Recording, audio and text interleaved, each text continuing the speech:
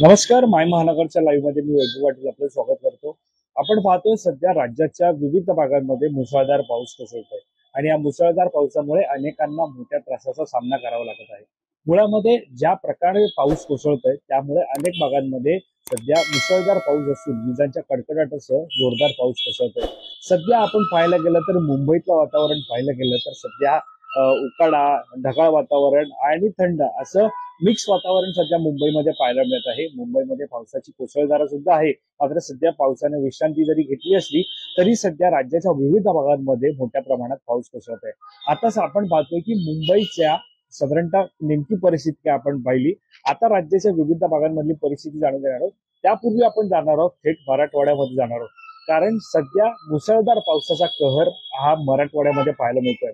मराठवाड्यामध्ये बहुतांश भाग हा ओलिताखाली आलेला आहे। दुष्काळग्रस्त भाग त्या परिसरामध्ये आपण पाहायला गेलं तर नेहमीच बोललं जात होतं, मात्र आता हा सगळा परिसर ओलिताखाली आलेला आहे। कारण ज्या प्रकारे आपण पाहायला गेलं तर जवळपास अनेक जमिनी या पाण्याखाली गेलेल्या आहेत, अनेक शेतं ही पाण्याखाली गेलेली आहेत। मुळामध्ये नागरिकांचं आर्थिक नुकसान यामध्ये मोठ्या प्रमाणात झालेलं आहे आणि या सगळ्याची गंभीर दखल आता सरकार घेणार का याकडे या गावकऱ्यांचं, मराठवाड्यांचं लक्ष लागलेलं आहे।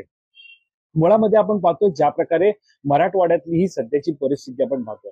मराठवाड्यामध्ये जेव्हापासून पाऊस कोसळतो या मुसळधार पावसामुळे सध्या मराठवाड्याची परिस्थिती आपण जर पाहायला गेलं तर मराठवाड्यामध्ये अनेक नद्यांना पूर आलेला आहे।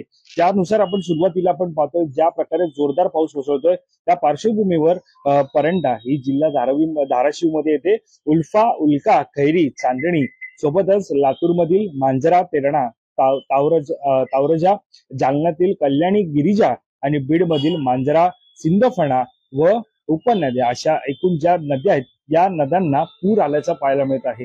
साधारणतः आपण पाहायला गेलं तर या धाराशिव जिल्हा असेल, लातूर असेल, जालना असेल, बीड असेल या चारही भागांमध्ये मुसळधार पाऊस कोसळतोय आणि मराठवाड्याचे हे प्रमुख भाग असून यामध्ये मोठ्या प्रमाणात पाऊस झाल्यामुळे दुष्काळग्रस्त जो परिसर होता त्या परिसरामध्ये आता पूरस्थिती निर्माण झालेली आहे। मराठवाड्यातील ही पूरस्थिती खरं तर सर्वत्र आता नागरिकांचं लक्ष लागलेलं आहे, ते म्हणजे लवकरात लवकर तेथील नागरिकांना मदत कार्य पोहोचावं, त्या ठिकाणी नागरिक हे सुरक्षित व्हावे यासाठी सर्वांच्या सरकारकडून सुद्धा आपण पाहायला गेलं तर नागरिकांना दिलासा देण्यासाठी सातत्याने प्रयत्न होत असल्याचं पाहायला मिळत आहे। त्या ठिकाणी पाहायला गेलं तर एनडीआरएफचे जवान दाखल झालेले आहेत। पूरस्थितीमध्ये सध्या जे अडकलेले आहेत त्या नागरिकांची सुटका करण्याचं केले जात आहे। सध्या आपण पाहायला गेलं तर मराठवाड्यात पावसाचा धुमाकूळ पाहायला मिळत आहे। काही भागांमध्ये तर ढगफुटी सदृश्य पाऊस झाल्याचं सुद्धा पाहायला मिळत आहे। यासोबतच घरं असतील, शाळा असतील, मंदिरं असतील हे सर्व आता पाण्याखाली आल्याचं पाहायला मिळत आहे। पाणी या सगळ्या परिसरामध्ये मोठ्या प्रमाणात साचल्याचं पाहायला मिळत आहे। साधारणतः काही व्हिडिओ सुद्धा सोशल मीडियावरती असेल हे व्हायरल होताना पाहायला मिळत आहे। मराठवाड्यातील नागरिक हे यातना सहन करताना पाहायला मिळत आहे, कारण त्यांच्या घरामध्ये पाणी गेलेलं आहे। घरात पाणी शिरल्यामुळे संपूर्ण जनजीवन जे आहे ते विस्कळीत झालेलं आहे। संपूर्ण काही जर पाहायला गेलं तर अनेक शेतकऱ्यांच्या बांधावरती शेतामध्ये पाणी शिरल्याने शेताचं सुद्धा, शेत पिकांचं सुद्धा मोठ्या प्रमाणात नुकसान झालेलं आहे। त्यामुळे या नुकसानाची भरपाई नेमकी कधी मिळणार याकडे सर्वांचं लक्ष लागलेलं आहे। यासोबत जसं आपण पाहतो पुराच्या पाण्यामुळे अडकलेल्या जवळपास आतापर्यंत 100 पेक्षा अधिक ग्रामस्थांना हेलिकॉप्टर असेल, बोटिंगच्या सहाय्याने सुरक्षित स्थळी हलवण्यात आल्याची माहिती समोर येत आहे। यासोबतच आपण पाहतोय तालुक्यातील एनडीआरएफचं पथक दाखल झालेले आहे।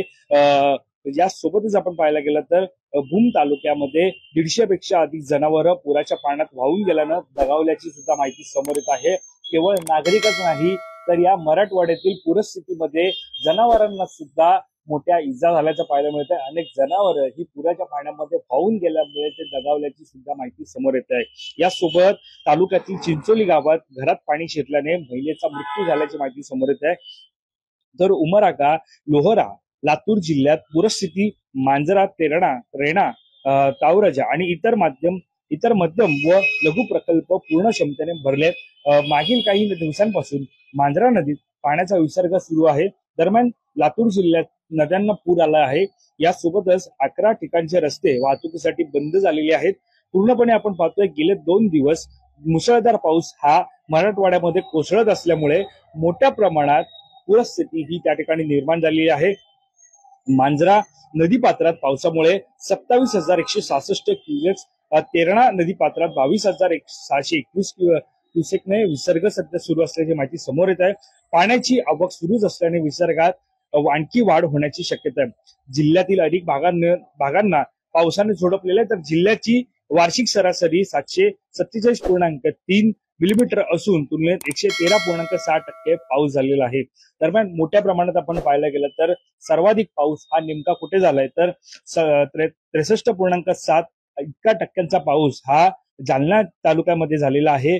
जालन्यातील हा सर्वाधिक पाऊस आहे. यानंतर जालना शहरामध्ये 76.8, रामनगर, पाचन, वडगाव मंडळात प्रत्येकी 76.8 इतका पाऊस झालेला आहे. अंबडच्या जामखेड येथे 68.3, रोहिलागड येथे 65.3, सुकापुरी येथे 67 आणि बदनापूर तालुक्यातील बदनापूर, शेलगाव, रोशनगाव मंडळात प्रत्येकी 65.8 मिलीमीटर पावसाची नोंद झालेली आहे. दरम्यान जिल्ह्यात 1 जून पासून आतापर्यंत तब्बल 733.4 मिलीमीटर पावसाची नोंद झाल्याची माहिती सध्या समोर येत आहे. दरम्यान या जो पाऊस सध्या कोसळत आहे, या पावसामुळे विजांच्या कडकडाटासह मुसळधार पाऊस सध्या मराठवाड्यात कोसळत आहे आणि यामध्ये अनेकांना आपला जीव सुद्धा गमवावा लागलेला आहे. रस्ते वाहतूक असेल ही विस्कळीत झालेली आहे.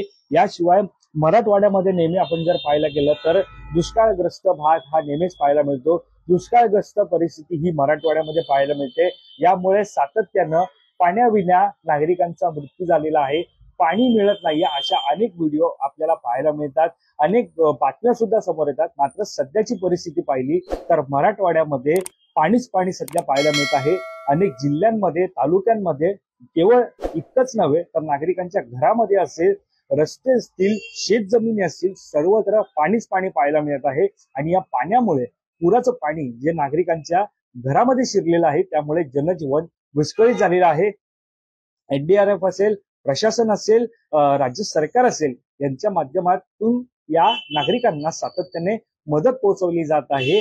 ज्या पुराच्या पाण्यामध्ये नागरिक अडकलेले आहेत त्यांना त्या पुराच्या पाण्यातून बाहेर काढण्याचे प्रयत्न सुरू आहेत. त्या संदर्भातली अधिकची माहिती सुद्धा समोर येत आहे. मात्र आज राज्य मंत्रिमंडळाची बैठक आहे. या बैठकीला 12 वाजता सुरुवात होणार आहे. मुळामध्ये राज्यातील अनेक प्रश्न सध्या प्रलंबित आहेत. यामध्ये फास्ट ट्रॅक वरती या मराठवाड्यातील पावसाचा मुद्दा, पावसाचा प्रश्न राज्य मंत्रिमंडळाच्या बैठकीमध्ये चर्चेला आल्यानंतर ओला दुष्काळ सरकार मराठवाड्यामध्ये जाहीर करणार का? आणि ज्या नागरिकांच्या जमिनी असतील, ज्या शेतकऱ्यांचं आर्थिक नुकसान झालेलं आहे त्यांना आर्थिक नुकसान भरपाई सरकारकडून जाहीर केली जाणार का? आणि नेमकी ती किती किमतीची असणार, कशा स्वरूपातली असणार, याकडे आता सर्व शेतकऱ्यांसह त्यातील नागरिकांचं लक्ष लागलेलं आहे. त्यामुळे राज्य मंत्रिमंडळाच्या बैठकीमध्ये नेमकं कोणते निर्णय होतात, ओला दुष्काळ हा मराठवाड्यामध्ये जाहीर होतो का, हे पाहणं महत्वाचं ठरणार आहे. या संदर्भातील अधिकची माहिती जाणून घेण्यासाठी तुम्ही माय महानगर लाईव्हला सबस्क्राईब करायला विसरू नका. कॅमेरा पर्सन अवधेश कुरीसह, मी वैभव पाटील, मुंबई.